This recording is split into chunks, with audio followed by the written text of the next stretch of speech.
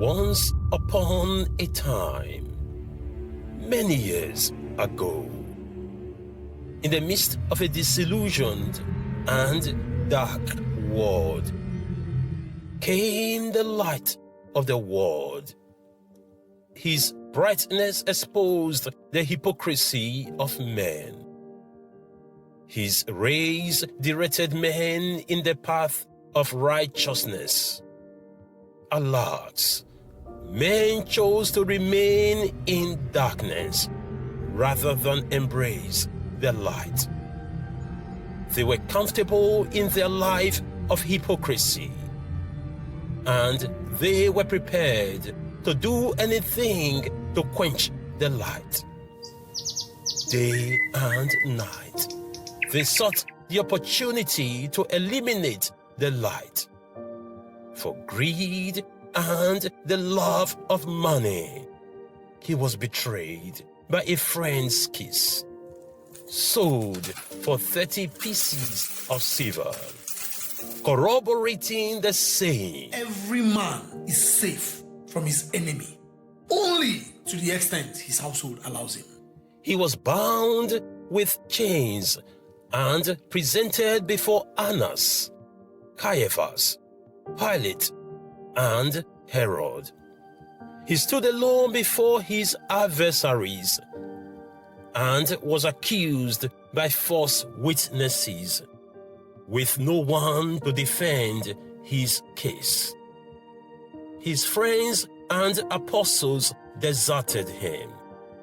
The one who vowed to die for him denied him.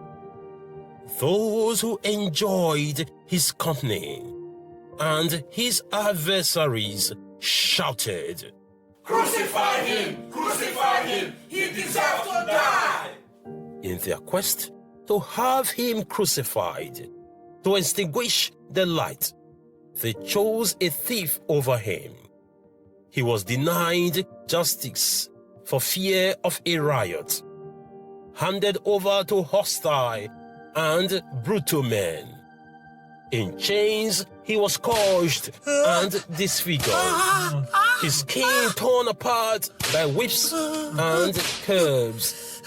He was crowned with thorns, blindfolded and mocked, like an innocent lamb, led to the slaughter. He was burdened with a heavy, rugged wooden cross and journeyed to Calvary, the heat of his crucifixion. More than once he fell under the weight of the cross, stripped of his garment. Mercilessly, they stabbed him with nails, fastened to the cross with a heavy hammer, and pain exploded like bombs in his brain. Suspended between thieves to bleed to death. On the cross, he was taunted still. Bewildering all present, he implored, saying, "Father,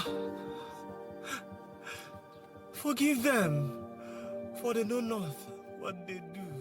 His mother watched in pain and in sorrow, while the heavenly looked on in silence.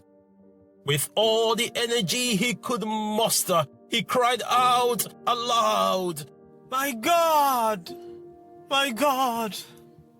why have thou forsaken me?"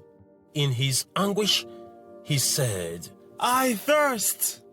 and was given vinegar to drink. Quietly, he said again, "It is finished." Bowed his head, he gave up his spirit. The temple curtain was torn in two, from top to bottom. Darkness covered the earth. The earth quaked, and the tombs were opened. And many bodies of the saints who had fallen asleep were raised.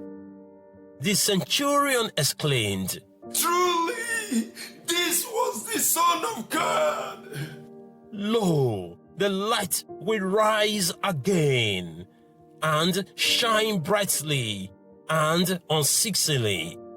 For on that old rugged cross, Satan lost the battle. Yes. Mankind can now experience the beatific vision and reign with the Savior in his heavenly kingdom.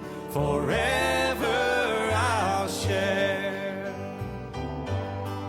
So I'll cherish the old rugged cross till my trophies at last I lay down. Yeah, I will claim